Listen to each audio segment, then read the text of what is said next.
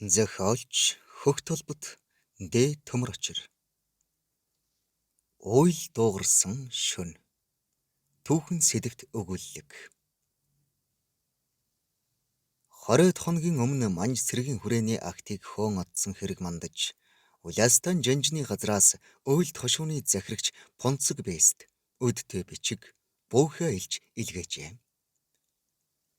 Цэргийн акт хулуулсан тэтрүү этгээдийг даруй олж амбны газар хүргүүл гэсэн байв. Тайгам харуулуудад зар тараан сэжиг бүхий хүн харагдвал даруй мэдэгдэхийг зарлигдсан ч хэл сураг гарсангүй. Энэ явдлын дуйлаа намжаагүй байтал манж цэргийн хүрээний тариан талбайг шатаасан балмад хэрэг гарч дайран дээр давс өрсөн явдал боллоо. Бэйс Понцгийн шарман царай хүрлийж ямар ч аргаар хамаагүй тэрслүү хулгайг олохгүй бол хэрэгм зэрэгэ эвдүүлэхээ мэдхийн цаагуур мэдэх тул яс хавталцах болжээ. Түүгэрч тогтохгүй нуур дэлсэж мэлхий айлгах гэгчээр манжууд энэ хэргийг далимдуулан өөлдүүдийг адсах шиг талхиж адуу шиг унахгүй хэмээн дээр дургүй айн ширвэтэж ханцүү дотроо залбирна. Дүүхийн хөндийд өргөө гэрэн засан намаржж байсан Бэсинд хошуу тамгын бошиг балжир хар хурдаараа тоос татуулсаар ирв. Хөлс нь урсах зарлага өргөөний үүдэнд угтсан хяад морныхон цолбурыг атгуулад босхоор алхууд сөхрөн мөргөөд нэг сэжигтэй хүнийг барьж дөнгөлөөд хар гэрт хорилоо гэв. Понцог Бэйс хяагаан дагуулan морины хар гүйхээр хошуу тамган дээр иржээ. Тамгын гэрийн үүдэнд угтан авсан намжир хаван авоодын тус газар гараа тавин мэхийн яслаад гэрт орохыг урив. Тамгын бичгэргийн түшмэл бээр янтаагаан орхин босч дор мэхийн хүндэтгэл үзүүллээ. Аягч тавгтай идэ домптой цай барьсны дараа хаван төрүүлэн ам нээж бодонд ууланд гөрүүлж явсан манай ихэд модон дотор утаа гарахыг харжээ. Алсуур тойрон бүсэлсээр дөхж очиход үс сахлан зогдролсон зүс үзээгүй эр гөрөөсний гуй шараад сууж байсан гин. Буу шийдэмтэй олуулаан тул бүслэн авч нутаг ус ураг овог хэрэг зэргийг асуухад ус болгосон мэт дуугүй байсан гин. Бэстэй уулзна гэж ганцхан үг хэлжээ. Гөрөөчд зайдан морин дээр гарын холбон хөтөлсөөр тамгын газар авч ирв гэд дор мэхээв. Бэйс хар цагаан дуугүй толгой дохиход үүдэн зогсож байсан тахар ухсхийн гарч хавтас дөнгө хүзүүнд нь углаж гарын ард нь хүлсэн буяа эрийг хоёр тахар сугдан оруулж ирээд сөгтгөн суулгав. Буяа эр Бэйстийн харц тулгаран доош тонгойлоо. Гэр доторх хүмүүс рүү үл харан доош тонгоох хүн хар гөрөөс шиг хүглэгэр эрийг ажин суусан Бэйс.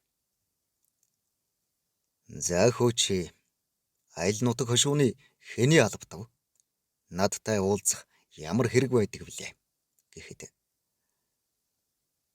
За би ил тарвахтайгаар нутагтай Шарбадан баатрын ач бор магнай байна. Од харан хонж орвон дэрлэн унтж явдаг хүн билээ. Нэгэнтээ баригдсан тул үннээ өчсөв.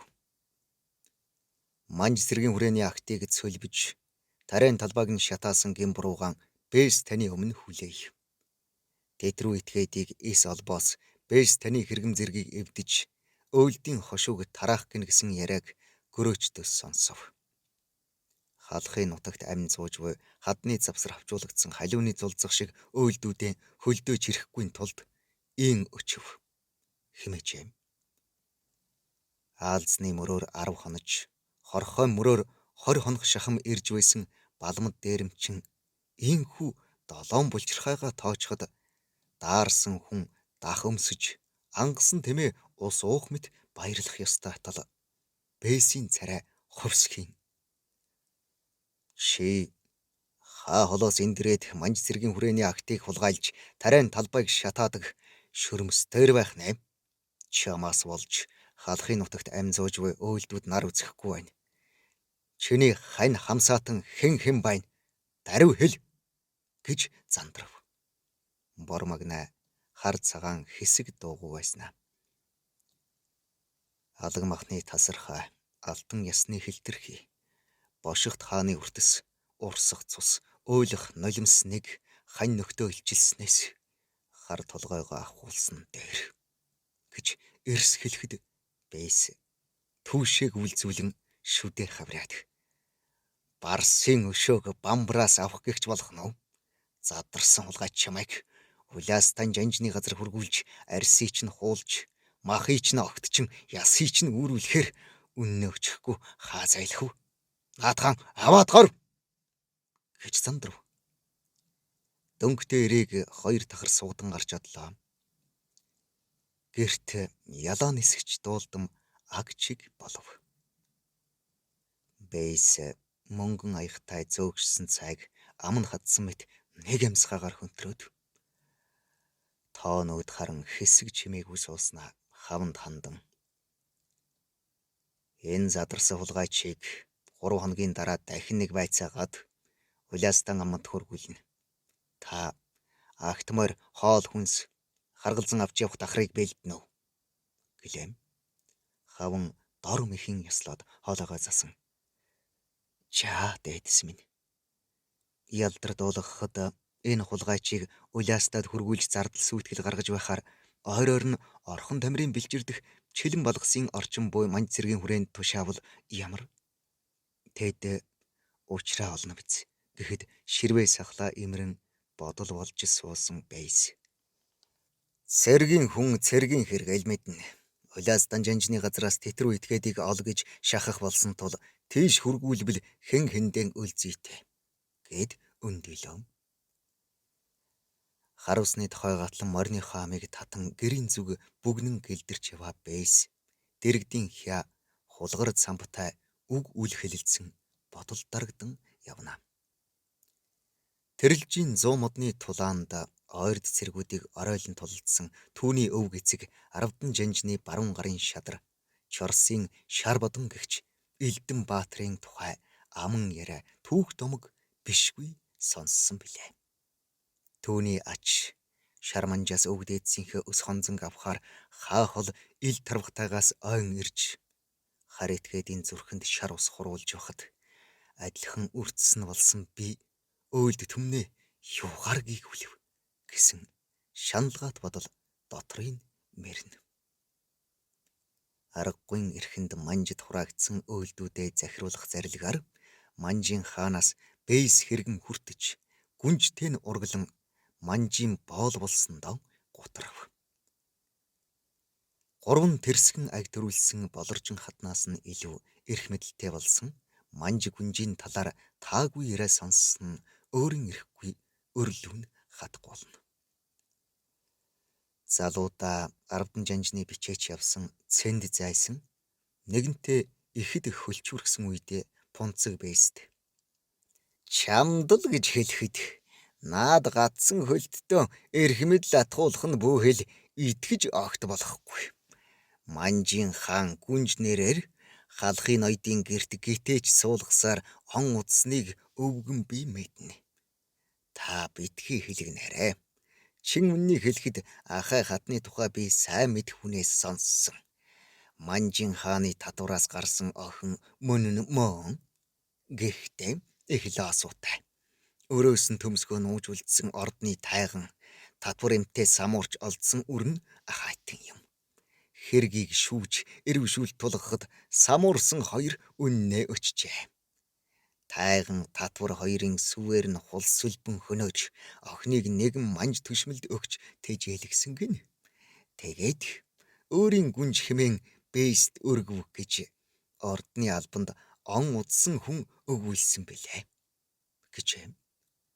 Тэрхэн үед манжийн хаанд хуурцсандаа хорссон боловч нэг гараа нөгөөгөөр хорж мэдээгүй юм шиг өнгөрөхөөр шийджээ. Анх гангар шаазан шиг цэвцгэр бүсгүйд дур татагдан инхрийлэн хайрладаг байснаа зан хувирч залаа нь гозоох болсон тул өдгөө сонь буурчээ. Эрх хав шиг нялуурч суух дуртай бүсгүй яванда тараа таниулж өчүүхэн юмд садганан уурлах нь тээртэй. жал майсан царайтай, хавтгай цээжтэй, жооргонсон явдалтай. Ширүүн сэлхэнд хийсч хэмээр туня муутай хань дэргэд хөрслөг бар царайтай, тан цагаан шүдэ яралзуулан инех. Махмаран тэнцүү болоржин хатан хангал согоо шиг дүүхэлцдэг билээ. Гүнжийг дагуулж ирснээс хойш илтэд зүс хундсан уян зөөлөн хатнаа өрөвдөн зүрх шархирэв. Бодол дарагдан явсаар нохой боргох чимээнээр толгойн дийлгвэл өргөөнийхөө гадаа ирсэн байв. Мөртийн модон шалан дээр барьсан улаан хөлтөрхтэй их өргөөндөө морилж, буурчин бэлдсэн зоогт ам хөргтөдий болоод хойш тавилаа. Их өргөөний баруун зүүн этгээдэд хоёр хатны өргөө, араар нь зарц барлаг аягчин шивгчдийн бор вааз бүртэг ирүүд эгнэж, алсуур тойрволон тэг дөрвөлжин чулуун тэг гортог татсан нь эмх цэгцтэй харагдана. Төө хэрийн хашчлуун сарвалтай гаансан зэтгэн нэрж, бодол болон суулаа. Шар бодон баатрын ач хүүг уляастан амбан тушаавал өвг дээдсийн голомтыг өшгөлснөөс өөрцөхгүй. Үүнийг хэрхэн шийдэх талаар толгойгоо гашлан бодол нэрж суусаар цаг орой болсныг анзаарсангүй. Үүд сэвхэн онгойж болоржин хатан орж ирэхэд сая нэг сэхэ оров. Хатан нам булзан алхасаар зүүн орны тушаа суун. Та зоогоо хүртэхгүй юунд санаатан чилээд бодлогочрон суунав гэж намуун дуугаар асуув. Бэйс баахан азнаад манжамбаны газраас элдв татвар говчуур нэхэд амар заяа үзүүлэхгүй юм хөө. Дээрээс нь манж цэргийн хүрээний актыг хөөсөн тариан талбайг шатаасан балмад этгээдийг даруй олж өг хэмээн шахаж шаардах болов. Хайх бараагүй, харах мөргүй алга болсон тэр босоо ороолонг би хаанаас олох вүлээ гэд хатныхаа нүрөөд харлаа. Гурван хүү дараалан төрүүлсэн ч шагсан бяслаг шиг чилгэр биеийнх нь хэв эвдрээгүй. Намб дөлгөн хатан нь нэгийг бодол хийлэн байх шиг гараараа оролдон сууснаа. Уулнаас нэг босуул хүн барьсан. Тэр нөгөө сүрхий хулгай чим гинэ гэсэн яриа зарцнаар шивнэлтэх нь миний чихийг дэлслээ гэд үг асуух мэт тунгалаг харны дээрээ бэйс рүү харав. Бэйс гаансныхаа үнсийг цохилуур дунган түрийндээ совдаад ширээн дээрх буудтай айрагнаас нэг том балгаад оож сахлаа имрэн. Ил тарвах тань хүн юм блэ. Агт хөөж тариан талбай шатаасан гэж бэлэн өчөөд угаа. Хэн нэгнийг хаацайлж байгаа болов уу гэсэн сэжиг төрөөд байх юм. Бүл сайтай, бүлэг хулгайч байхаас зайлахгүй. Маргааш дахин байцааж нэг мөр мухарлна гэд үндийн бослоо. Хар үсэн холбож хаалгуудын сөгсөн цагаас эр нөхрийнхөө амийг харж аясыг дагж ирсэн хатан чимээгүй даган өндийв. Том өргөөнөөс тэр хоёрыг гарч ирэхэд асралт хатан гэрийнхээ үдээр цухиснаа буцаж оров. Бэйс янзгүйхэн хараад дандаа хатавч дотгоор шагааж байдаг муу ёртой л үд шүү гэж зэвцэлцэхэд болоржин хатан. Хөөхий дөө хүний газрын яс мэдэх биш. Үр хүүхдгүй гэртээ ганцаар уйд цогтгвэз гэж өмөрх аястай үг хэлв. Бэйс их хатныхаа өргөөнд ороход хоймор дэвссэн журам дээр шагаан яслан наадж байсан 3 хөвгүн дэрхийн босч аавынхаа гараас зүгтлээ. Үдшийн боргигээ тасарсан хойно Бэйс жирвид өмсдөг өлөн хэр суусан хөхминчүү тэрлэгэн өмсөд гадааллаа. Хамжлага зарцнаар тус тусынхаа ажлыг хийж дуусаад идээ цагаагаан борлуулж хоол хошоо хийж байгаа бололтой айл бүрийн тооноор утаа уур савсна. Хотелийн баруун захад байх тов хийсэн боргирлүү гитх мэт зөөлөн алхасаар оров. Борцсон нүдэн буруу харж суусан хулгар цамб үүд сэвхийхэд эргэж хараад Бэйсийг харангууд хормой хотоон гөвөн ухсхийн босоод хойморт журам дэвсэж гар дэлгэн урилаа. Бэйс хаяа хотонд байгаа айлуудаар тэр бүр ордгоо болохоор ихэд гайхсан хя хөхүүртэй айргаас модон хөнөгт дүүргэн явган ширээн дээр тавиад аяглан барив. Буутанд молмолцох тос хөвсөн айргнаас нэг балгаад цамбыг ажиж сууснаа. Хоёулаа аминчлах яриа байна. Нааша ойртож сув гэв. Хя өвдөг тушаанд очиж бохирон суулаа. Бэйс яриагаа хаанаас эхлэхээ мэдэхгүй хэсэг азанснаа. Шар бодон Баатрын ач бор магнайг сэм оргуулах хэрэгтэй. Нөгөөдөр хэнхэр дүгэр хар гэрийг манах юм байна. Чи дүгрийг хүлж орхиод бор магнайг суллаж бэйс таныг өршөөлөө. Нутаг руугаа даруй яв гэж хэл. Миний адуунаас 2 агдам морь барьж өг. Мөн замын хүнс бэлдээрэй гэв. Бэйсийн яриаг чих тавин сонсч байсан цамб учрыг эс ухах энэ хачин ярианд гайхш төрөн нүр үүдэн харвал Аравдан өвгийнхөө нэрийг бодож өршөөх нь Тэнгэрийн таалал биз гэд тоонууд харлаа. Энэ үед гэрийн хаяаг сэм чагнаж байсан ахай хатны шивгчин юмжир үлми дээрэн зөөлөн алхасаар холдож буйг хэнч мэдсэнгүй. Шивгчнийхээ үгийг эргцүүлэн уруулаа химлэн суусан ахай хатан итгэлд зарц цэхэр дондвыг дуудууллаа. Нэгэн бичиг үйлдэж дугтууд хийж лацтаад дондовт 2 гардан барьж энэ бичгийг даруй чилэн толгойн цэргийн хүрээний ноён Фуянгад хүрэг. Хариуг нь даруй авчир. Хот айлынханд хар сэжиг авахулж болохгүй гэд хошоод дуутуур Ямбу алган дээр нь тавилаа. Дондов дээдсийн хишгт мөргөн залбираад ухран гарч одов. Дондовын гэр хот айлаас саахалт гэрийн зайтай тул гэрийн зүг жолоо залан аажуу гэлдэрч явснаа. Хотч нохтын дуу дуултгаан болмогц. Мориндоо ташуурган дөрөөн дээрээ басан жиргүүлв. Шилэн болгосын хавьд байх манж сэргийн хүрээ хагасөртөө хэрийн зайтай тул агдуу морьтой хүнд ядах юмгүй билээ.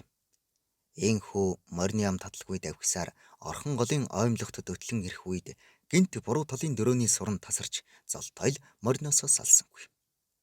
Харанхуйд тэмдчин дөрөөгөн олж аваад маали мосмаали хумпат хэмээн дээлийн хэн товчонд 3 та шившив.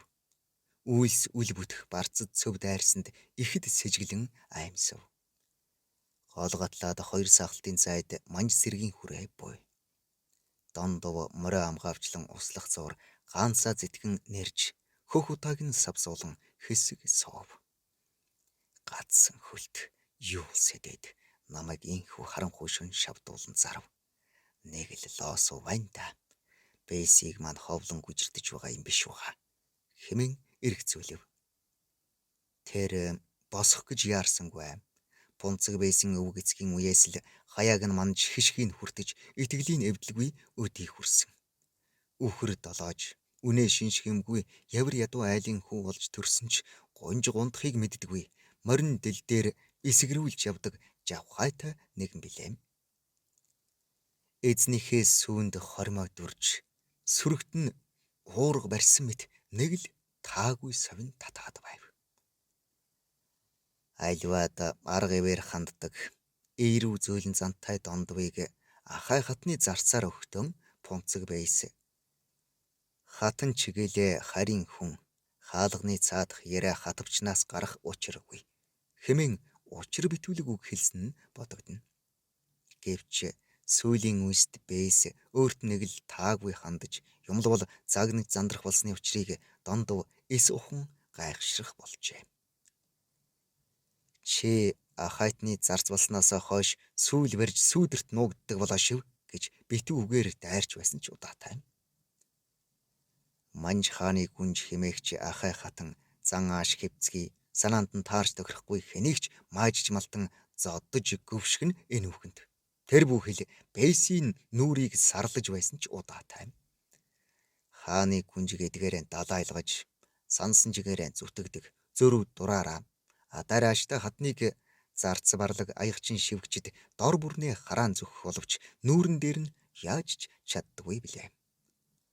Ясан цагаан царайтай ширвхэн салхинд хийсчихмээр торхон чүүчгэр хатанд ясан цагаан гадсан хөлт шулам ахай зэрэг элдвийн нэр хоч өгч далдуур хошуу холбон муулж шоолох нь ихээ. Тэрч бүхэл манин болохоро хүүхэд гаргадгүй юм гэнэ вүлээ. Манжин гэтэч хэмээн шивнэлтгэн ч бий. Энэ мэдгийг эргцүүлэн суусан дондов хэдийн унтарсан гаансныхаа цогийг гутлынхаа хоншорт цохин унгаад тамхины уутаан бүсэндээ хавчуулан өндийлөө. Гадсан хөлт юу ч сэдсэн байж мэднэ. Бичгийг өгөхгүй буцвал дараа нь хар толгойноос хагцгаywалтайч эзэн дээдсээсээ уруuснаас элгэн хаднаас ниссэн дээр биз. Ерөөсөн буцаж бэст энэ бичгийг үзүүлэх гэж шийдээд мориндоо албахын мордож жолоог нь хойш эргүүлв. 7 өвгөн хөндөлсөж 3 нохой гудайх үед хот айлын гадаа ирсэн цэхэр дондов хамгийн хойд захад онцгойдуу буусан мажиг эмгний гадаа дөрөө молтлон буулаа. Садан сүлбэний улс болохоор шөнө орой хэдийдч бууж мордон дассан тул эсгийн үүдийн сөхөн хоолой засан ханиалгасаар орвоо. Сэргэг эмгэн даруй өндиж өөхөндөө барьлаа. Дондов баруун талын намхан орон дээр дээлтэйгэн хажуулж нүдний хор гаргаад босъё хэмээгээд удалгүй хурхирах дуулдав. Үүр цүүрээр цэхэр дондвын авчирч өгсөн дугтуутай бичиг бэйсийн хилэнг хөдлөгжээ. Зарц боол байтлаа эзнийхээ итгэлийг эвдэж сэтгэлийг хөйтүүлнэг начи хэмээн чанга дуугаар зандран шанаан татвалзан нүдэнд нь хүйтэн хөх оч гялцахад толгойдоо булуу хураасан гайтай хөөтөө юм боллоо гэж цэхэр дондвын сүнс тонилох шахсан билээ. Манж сэргэн үрээний ноёнд хаяглан манж үсгээр тадлан битсэн уг бичигт хорлон сүйтгэгч балманд этгээдийг барьж хорсон боловч бэйс суллан явуулах гэж байна гэсэн утга бүхийд бэйс хорсон зэв үзв.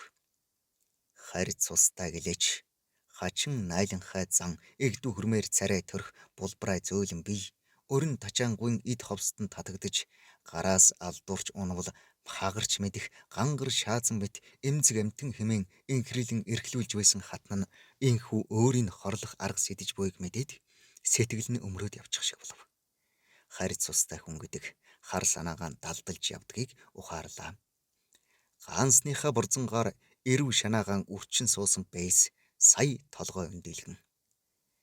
Асралт хатныг дээшлэхээр өргөөнд нь морилж явсан хэрэгэн айлтга. Бичгийг манж сэргийн ноёнд гардуулсан. Ямар нэг хариу хэлээгүй хэмээн өч гэхүй цэхэр дондов бэйст хүндтгэл үзүүлэн мэхийн өслөөд хойш ухран гарав.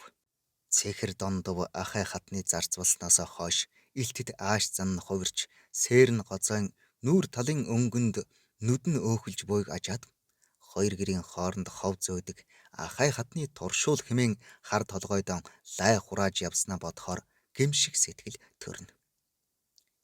Энэ бичгийг эзэнд нь хүргээгүй цэхэр дондов толгойгүй болохоос гадна төрд тэрсэлсэн этгээдтэй хувилдсан гэж өөрөн ялд унж ясанд хах төдийгүй халахын нутагт хавчуулагдан амь зууж буй өөлдүүдэд гай зовлон нүүрлэх нь гарцаагүй болов.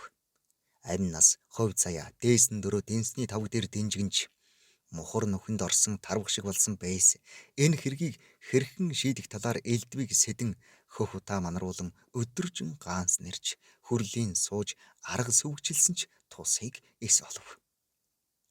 Хэрэглэхэд хэрээн сүүл олдохгүй, хясахад хярсны сүүл алдахгүй гэдэг үнэн ажээ. Эр нөхөр нь хүнд хэцүү хэрэг тохиолдоход хэнтээч үг үл дуугаран хар цагаан дуугүй хүрлийн суудгийг андахгүй мэдэх болоржин хатан элдвийг шалгаасангүй. Гэр доторхон эмхлэн өөрөө буруу хэрэг хийсэн мэт хаяа сэм халиаж шүүрс алдна. Харав бүрий болж хот айлын хөл хөдөлгөөн татрах цагаар бэйс асралт хатныхан өргөөрөө шаламгайлан алхав. Гангар шаазан шиг жингэнсэн дуутай жаламгар цагаан хатан үүд сэвхийн сөхөгдөхөд цочин бондгос хийснэ. Хоримоо хотоо янзлан нүд хөмсөг хөдөлгөн зовон хар нүдэрэн айлгуйтан халиаж алулаан уруула хагас ангаан совдон шүдэ ярилцуулан мишэв. Ясан цагаан царайтай салхинд бүхэлцэх өнчин дэрс шиг туна муутай бүсгүй ирж байснаа бодвол хацарт нь мах мараа сууж бие хаан дөрөөн чирэг болсныг үзвэл Монгол газрын идэ ундаа агаар салхи нутаг ус ихэд зогсон гэлтэй. Бэйс хоймор дэвссэн журам дээр чандамлан сууж гэр доторхыг тойруулан ажиглав. Бэйсийн хонин шар нүдэнд жавар хургасан байхыг ажсан ахай хатан шаламгайлан босч аягч шивгчин рүүгээ гар гэж нүдэрээ сэм дохиод өөрөө цай идэ барин бэйсийн урд суулаа. Цээжин дотор төөмөр шатавч утааг нь хамраараа гаргахгүй байж сурсан Бэйс юу ч болоогүй мэтэ царайгаан төв болгон ойр зуурын сонин хажин хүүрнэн юр энгүн байлаа. Хацар нь ялимгүй лайж нүдэн сүмэлсэн хатан ажилд эвдэрч нухлагдаагүй Бэйсийн болцгор зөөлөн гарыг илэн сууснаа өндийн босч ор дээрээ эмхлүүлв. Хатны ор дээрнээс хөдрийн заарын анхлан үнэр гэр дотор түгж эхэллээ. 20 шүргэх насандаа Бэйсийн хатнаар залгадан ирэхдээ эм бие эвдээгүй байсан ч үүлэн борооны ажилд уран шалмаг өрн тачаангуй байхыг үзээд мэл гайхаж цэлэх хөхөрсөн билээ. Ордон дотор уйд цогтөг тэдэнд багаас нь эр эмийн ясыг таниулж нууц далд эрдэмд сургадаг бэзгэсэн таамаг төрсөн аж. Хөх гэрийн тагтаа хөдөөний сарвчанд үрлсэн мэт ойр хавийн хүмүүс байтугай хаахал газраас ч хатныг харахаар зорин эргэсэд бишгүй байж үлээ. Гэвч тусдаан гэр өргөөтэй хатныг харахын заяа тэр бүр тохиохгүй нь гачлан тайм. Өглөө дээл өмсч үдэш шаа өмсөх хувирамтгай цаг агаартай нутагт ирсэн. Тостой гараар баримгүй ордны бүсгүй эхэндээ царай дарж орондоо сэм уйлдаг нунж дорой нэгэн байсан ч эр нөхрийнхөө хайр халамж эрх мэдэл дулдуйдан удалгүй зүсэн хувиргах болжээ. Эн элдвийг эргцүүлэн суусан Бэйсийн мөрнөөс ахай хатан зөөлөн татаж урин тачаангуй инэмсэглэлээр таал шагналаа. Цагаан бансан дандээлийн цаанаас хэв галбир нь эвдрээгүй булцгар хоёр хөх том бойж уран гол шиг биеийнх нь галбир төрх тодхон харагдах нь сэрэл дурыг өдөөн мансууруулах шидтэй ажгуу. Маргааш өглөө нь Пунцэг Бэйсийн хатан ээж ахаа өөд болов гэсэн яриа хуурай өвс дорвох мэт тархав. Саяхан майдэр эргэх үеэр зөв зүгээр явж байсан биз дээ. Гэнтийн дайрлага дайрсан юм баха. Газар усны лус савдаг таалаагүйз. Хөөрхи амтан хаа холоос газрын эндээ ирээд ясаан тавих гэж. Аягчин шивгчний алгадаж зарц барлгуудаа зодж нүддэг гэсэн. Тэр бүхэл Бэйсийн нүрийг ч самарддаг гэнэ. Гэх зэрэг их адаггүй яриан хөвөрчээ. Соргог нэгэн шөн дунд уйл уухайлах бүгтгэн чимээс сонссон гин. Муу ёр зөгнөж хэмээн халаглан шогшрох хүмүүс ч байлаа. Ахай хатны гэнтийн өхөл бүлээн цайндаа зангирч бүлхтэй маханда хахах гэгч болвоо. Хатны оршуулгын яслалд оролцохоор хол ойрын хүмүүс цуглаж хойлгийн найр хийн ёс төртэй нутаглуулав. Гэтэл хатныг оршоосон өглөөнөөс үйл актан туурайлж ганших шинжтэй болоод ирлээ. Үдшийн бүрий тасрах үеэр хатны гэр орныг цэвэрлэн зул хүж өргөж байсан шивгчин юмжир орилж хашгирах чимээнээр ойр байсан зарцнаар гүйлдэн орвол сүнс сүүдрэн зайлах шахсан нүдэн орой дээрээ гарсан шивгчин ээрч мууран дөнгөж сая ахаа хатан тоон дээр суучихсан надаас хоол нэхэд гэж арай ядан хэлээд харцганд эргэцэн болжмор шиг бөмбөгөнтл чичирч байв. Хотны ноход гаслан хуцалдаж ямар нэг хий юмтай ноцолдох мэт сүр сархийг чимээ шуугиан гарсаар үүр цайлглаа. Гэгээ орох үед адуучин хэрнэн хар хөлсөн сутгсан халиу мартойгоо тоос татуулан давхиж ирээд Бэйсийн өргөөний гадаа дөрөө мулталлаа. Үс нь арзан хийсч нүүр нь хөлсөнд халдардсан ширнэн Бэйсийн өргөөний хаалгаар мөлхөх шахам орж ирээд бүлцгэр улаануудыг эргэлдүүлэн хөршөөж хайрл гэж гурамтай сунж мөргөөд сая нэг гүнзгий амсгаа авч алдуул морныхоо хойноос хөөцөлдөж арай их юм барьж яваад одод зулцглах үеэр тахил дуулын араар гэрлүүгэнд өгч явтал гинт дөрөөнөөс нэг юм зуураад авах шиг болов. Цочин харвал сарны сарвалд симхий цагаан дээлт ахай хатны царай үзэгдэж чи намайг гэрт минь хүргээд өгөөч гээд нүд ирмхийн зуур хөтлгөө морин дээр алвах юм ордхон тэр сүнсээ зайлтлаайсан би хөтлгөө морныхон зулбуурыг шидчгээд ухаан зулггүй морио нүдэн хумгүй давхсаар ирлээ гэж нэг амсгаагаар өгүүлээд амнаасаа захарах цагаан хөөсийг ханцуугаар шудран өөдрүү хялбахын харах нь араас нь ороод ирэхвэ гэж айсан мэт. Бэйсийн хот айлынхан айц сандран үүрээ эвдүүлсэн шоргоолж шиг бужигнсныг үгээр хэлэх нь аргагүй. Үжшингээгээ тасрах үеэр хулмойр зайдан унсан цагаан пансан дан дээлтэй ахай хатан үсгийзгээ хийсгэн дуу аялсаар бор намжлын хот айлын гадуур өнгөрөв гэсэн жигтэй яриа айлаас айл дамжин Бээсийн хотонд хүрлээ. Ахай хатан буг болон хувирч Бээс оймсороо намнсан гин гэсэн жигжүг яриа хошуу хотлоор тархаж айдас хүйдэс нөмөрчээ. Чон борооноор чогчго сим хийгэр гихчээр энэ үеэр хар гэрт хоригдж байсан босуулэр үүргийн хавчгийн бөглөө шиг биетээ хэнхэр дүгрийг эсгийд боож орхиод оргон зайлсан хэрэг гарсан ч ахай хатны өвхлийн дуйлаанд дарагдан ажиггүй өнгөрвөө. Үүр ман хайдал цайхад хөвчин хаяар шургасан бадрун хүдэр бор магнаа алс холыг туулах учиртай хоёр аргамаг хүлгэн амраахаар богцтой ачмгаан буулгаж хөлстэй тохмын хуулав. Бэйс даруй зарлага мардуулан өөлдийн хийдээс балдэр төвчнийг залж гүрэм дорм хийлгэхээр боллоо. Чон зураад нохой хуцуулж, жимс зураад шувуу цуглуулах эрдэм чадалтай хэмээн шүтгдсэн дөвчин балдэр ахай хатныг оршоосон тахил дуулын ард хурч жодгор босгон 3 хоног цагаан шөрмсөө тасартал жатаг гүрэм уншиж засал дом хийн сая нэг эгв. Царайн шарлан нүдэн бүлцээсэн дөвчин балдэр өс сансан сүнсний нэхэл хатуу хорлол хэцүү. Хатуу тарны хүчээр сүнсийн номхруулж их нутаг руу нь явууллаа. Одоо айх эмэх зүйлгүй. Хойдын буйныг сайн үйлд гэвэм. Ухаан санаа нь орон гарan хал урж дэмэрч байсан зарц юмжир 3 хоногийн дараа сэргсэн ч дайрлагад өртөн хэлгүй болов. Үүнээс хойш ямар нэг хэрэг гарч хэнгэр хагарсангүй. Харин буг болсон ахай хатныг Бээс оймсороо намсан гэсэн алдуул үг ам дамжин явсаар Улястан жанжны газарт хүрчээ. Удалгүй Улястан жанжны газраас төлөөний түшмэл эрх ям бүхий хүмүүс өөлдийн хошуунд ирж хэрэг заргаж шөөв. Бээсийн хот айлыг шалгаан байцааж сэжигтэй юм олсонгүй. Ахай хатнаас хойш дорой царайтай толгойгоо ганцгалж явах болсон Бээс. Хат нам би алган дээрээ бөмбөрүүлдэг байсныг хошуу хотлоороо мэдхэвлээ. Дээлээ урж дээдсээ хараасан удаа байхгүй. Урд шөнө бид хоёр халуун хүнжилтөө тэвэрлдэн хонсон.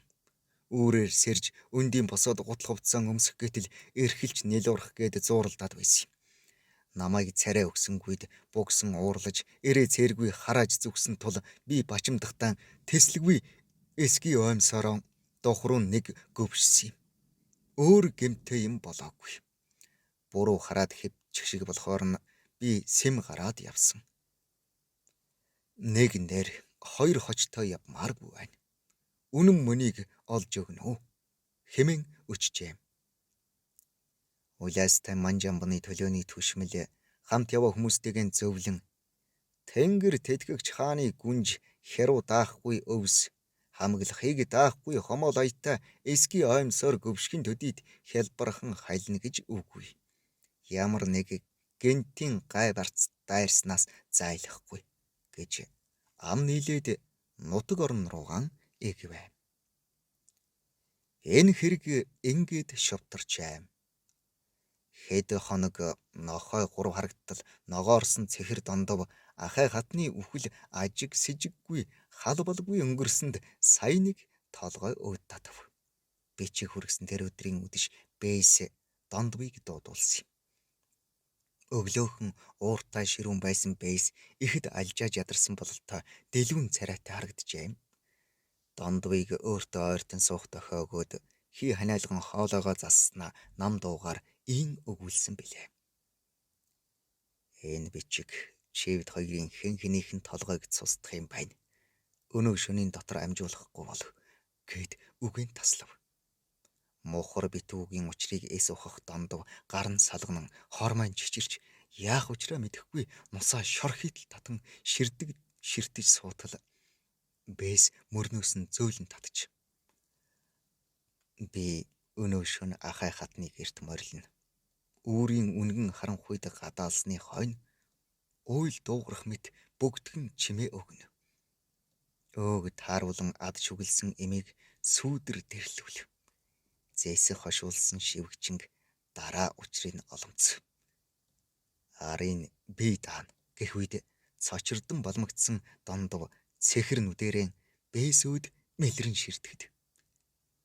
Айхын чихэнд ойл дуугарна гэдгийг алмаарч суугаад байлгүй бушуу морд гэж зарлигдсан билээ. Аацсан дорсон дондов энэ бүхнийг эргэн санахад дотор нь зарсхийн үс нь арзаах шиг болж нуруугаар нь хүйтэн хөлс чихарчээ. Үүнээс хойш өөлд ирчүүд эхнэртэйгээ муудалцах ам мурих үедээ оймсоор гөвшүүлвэ гэж тоглоом шоглоомоор дайруулдаг болсон гэнэм. Зохиолыг бичсэн Хөх толбот Д. Төмөр очир. Уншсан Эрхэнбаярын Баддорж.